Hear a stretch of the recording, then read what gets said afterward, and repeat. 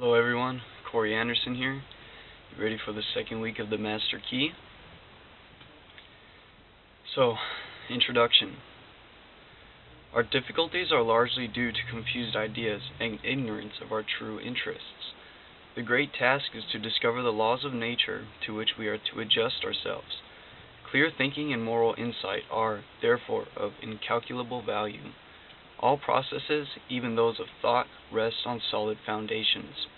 The keener the sensibilities, the more acute the judgment, the more delicate the taste, the more refined the moral feelings, the more subtle the intelligence, the loftier the aspiration, the purer and more intense are the gratifications which existence yields. Hence it is that the study of the best that it has been thought in the world gives supreme pleasure. The powers, uses, and possibilities of the mind under the new interpretations are incomparably more wonderful than the most extravagant accomplishment or even dreams of material progress. Thought is energy, active thought is active energy, and concentrated thought is a concentrated energy. Thought concentrated on a definite purpose becomes power. This is the power which is being used by those who do not believe in the virtue of poverty or the beauty of self-denial. They perceive that this is the talk of weaklings. The ability to receive and manifest this power depends upon the ability to recognize the infinite energy ever dwelling in man, in you. There is an infinite energy dwelling inside of you, constantly creating and recreating his body and mind, and ready at any moment to manifest through him in any needful manner. An exact proportion to the recognition of this truth will be the manifestation in the outer life of the individual. Part 2 explains the method by which this is accomplished. Now, Part 2. The operations of the mind are produced by two parallel modes of activity, the one conscious and the other subconscious. Professor Davidson says, "He who thinks to illuminate the whole range of mental action by the light of his own consciousness is not unlike the one who should go about to illuminate the universe with a rushlight." The subconscious's logical processes are carried on with a certainty and regularity which would be impossible if there existed the possibility of error. Our mind is so designed that it prepares for us the most important foundations of cognition, whilst we have not the slightest apprehension of the modus operandi. The subconscious soul, like a benevolent stranger, works and makes provision for our benefit, pouring only the mature fruit into our lap. Thus, ultimate analysis of thought processes show that the subconscious is the theater of the most important mental phenomena. It is through the subconscious that Shakespeare must have perceived, without effort, great truths which are hidden from the conscious mind of the student. The Phidias fashioned marble and bronze, that Raphael painted Madonna, and Beethoven composed symphonies. Ease and perfection depend entirely upon the degree in which we cease to depend upon the consciousness. Playing the piano, skating, operating the typewriter, the skilled trades depend for their perfect execution on the processes of the subconscious mind. The marvel of playing a brilliant piece on the piano while at the same time conducting a vigorous conversation shows the greatness of our subconscious powers. We are all aware how dependent we are upon the subconscious, and the greater, the nobler, the more brilliant our thoughts are, the more it is obvious to ourselves that the origin lies behind our ken, or beyond our ken. We find ourselves endowed with tact, instinct, sense of the beautiful in art, music, etc., of whose origin or dwelling place we are wholly unconscious. The value of the subconscious is enormous. It inspires us, it warns us, it furnishes us with names, facts, and scenes from the storehouse of memory. It directs our thoughts and tastes, and accomplishes tasks so intricate that no conscious mind, even if it had the power, has the capacity for. When we walk at will, we can raise the arm whenever we choose to do so. We can give our attention through eye or ear to any subject at pleasure. On the other hand, we cannot stop our heartbeats, nor the circulation of the blood, nor the growth of a stature, nor the formation of nerve and muscle tissue, nor the buildings of the bones, nor many other vital processes.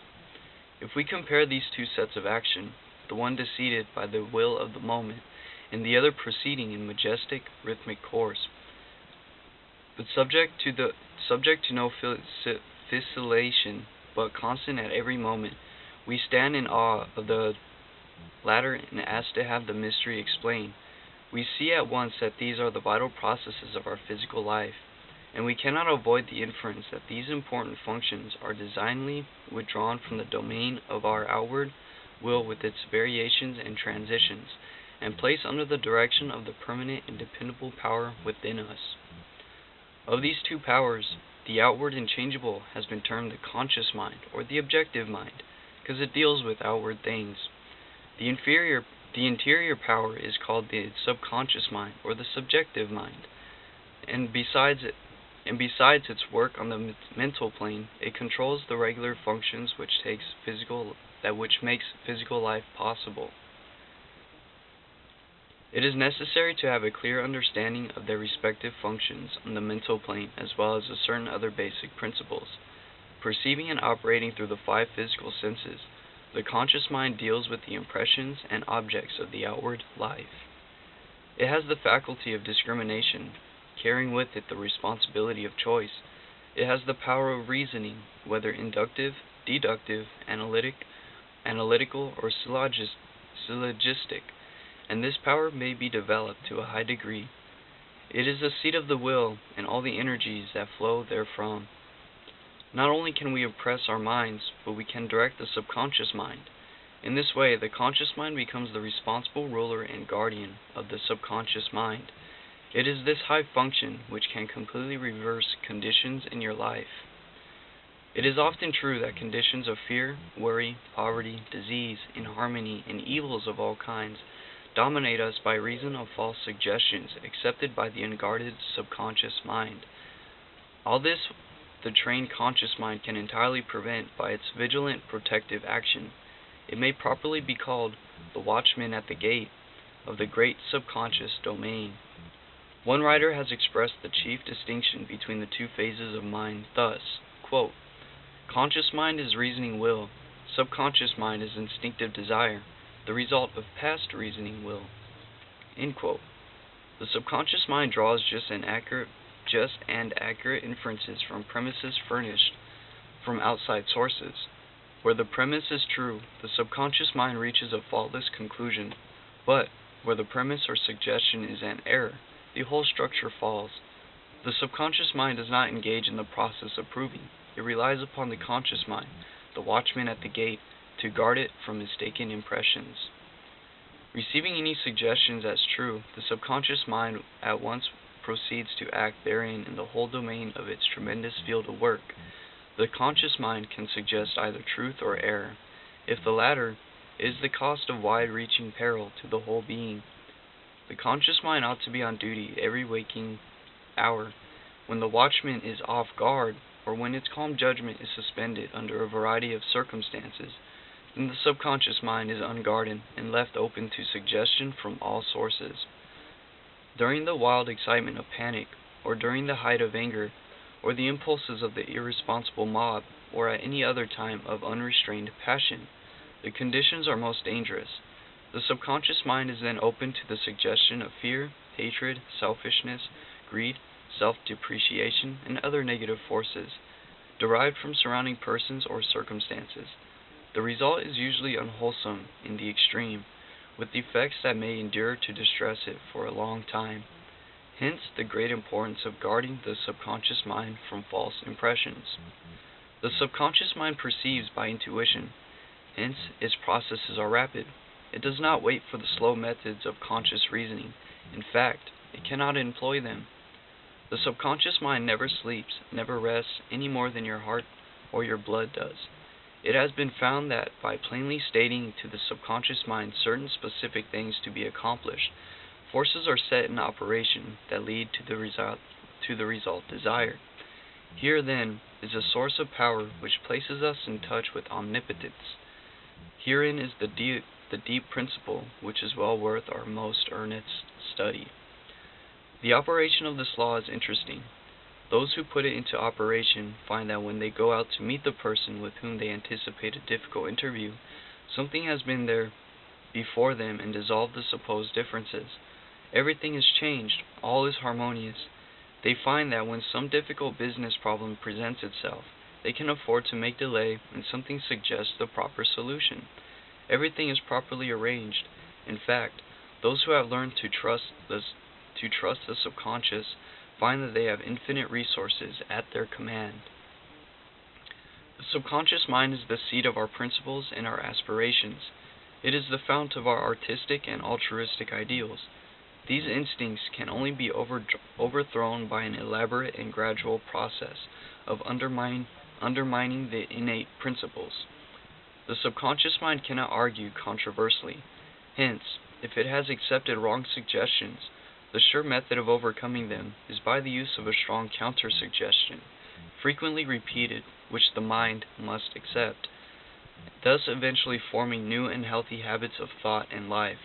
For the subconscious mind is the seat of habit. That which we do over and over becomes mechanical. It is no longer an act of judgment, but has worn its deep grooves in the subconscious mind. This is favorable for us if the habit be wholesome and right. If it be harmful and wrong, the remedy is to recognize the omnipotence of the subconscious mind and suggest present actual freedom. The subconscious, being creative and one with our divine source, will at once create the freedom suggested. To sum up, the normal functions of the subconscious on the physical side have to do with the regular and vital processes, with the preservation of life and the restoration of health, with the care of offspring, which includes an instinctive desire to preserve all life and improve conditions generally. On the mental side, it is a storehouse of memory. It harbors the wonderful thought messengers who work unhampered by time or space. It is the fountain of the practical initiative and constructive forces of life. It is the seat of habit. On the spiritual side, it is the source of ideals, of aspirations, of the imagination, and is the channel through which we recognize our divine source. And in proportion as we recognize this divinity, do we come into an understanding of the source of power. Someone may ask, how can the subconscious change conditions? The reply is, because the subconscious is a part of the universal mind, and a part must be the same in kind and quality as the whole. The only difference is one of degree. The whole, as we know, is creative. In fact, it is the only creator there is. Consequently, we find that mind is creative, and as thought is the only activity which the mind possesses, thought must necessarily be creative also. But we shall find that there is a vast difference between simply thinking and directing our thoughts consciously, systematically, and constructively. When we do this, we place our mind in harmony with the universal mind. We come in tune with the infinite. We set in operation the mightiest force in existence, the creative power of the universal mind. This, as everything else, is governed by natural law, and this is the law of attraction, which is that mind is creative, and will automatically correlate with its object and bring it into manifestation. Last week I gave you an exercise for the purpose of securing control of your physical body. If you have accomplished this, you are ready to advance. This time you will begin to control your thought. Always take the same room, the same chair, and the same position if possible. In some cases it is not convenient to take the same room. In this case, simply make the best use of such conditions as may be available. Now, be perfectly still as before, but inhibit all thought. This will give you control over all thoughts of care, worry, and fear, and will enable you to entertain only the kind of thoughts you desire. Continue this exercise until you gain complete mastery. You will not be able to do this for more than a few moments at a time, but the exercise is valuable because it will be a very practical demonstration of the great number of thoughts which are constantly trying to gain access into your mental world. Next week you will receive instructions for an exercise which may be a little more interesting, but it is necessary that you master this one first. Now, here's a quote by James Allen. Cause and effect is as absolute and undeviating in the hidden realm of thought as in the world of visible and material things. Mind is the master weaver, both of the interior garment of character and the outer garment of circumstances. that will be the end of part 2. Oh, okay. First, I'm going to go over the study questions and answers with you guys. So, 1. What are the two modes of mental activity? The conscious and subconscious. Now remember, the conscious mind deals with the external things, and the subconscious deals with internal things. Upon what do ease and perfection depend? Ease and perfection depend entirely upon the degree in which we cease to depend upon the conscious mind. What is the value of the subconscious? It is enormous. It guides us, warns us, it controls the vital processes, and is the seat of memory. 4. What are some of the functions of the conscious mind? It has the faculty of discrimination. It has the power of reasoning. It is the seat of the will, and may impress the subconscious. 5. How has the distinction between the conscious and subconscious been expressed? Conscious mind is reasoning will. Subconscious mind is instinctive desire. The result of past reasoning will. 6. What method is necessary in order to impress the subconscious? Mentally state what is wanted. What will be the result? If the desire is in harmony with the forward movement of the great whole, forces will be set in motion which will bring about the result. 8. What is the result of the operation of this law? Our environment reflects conditions corresponding to the predominant mental attitude which we entertain. What name has been given to this law? The law of attraction. How is this law stated? Thought is a creative energy and will automatically correlate with its object and bring it into manifestation. Okay, now that will be the end of part 2. We started our second week in obtaining our master key.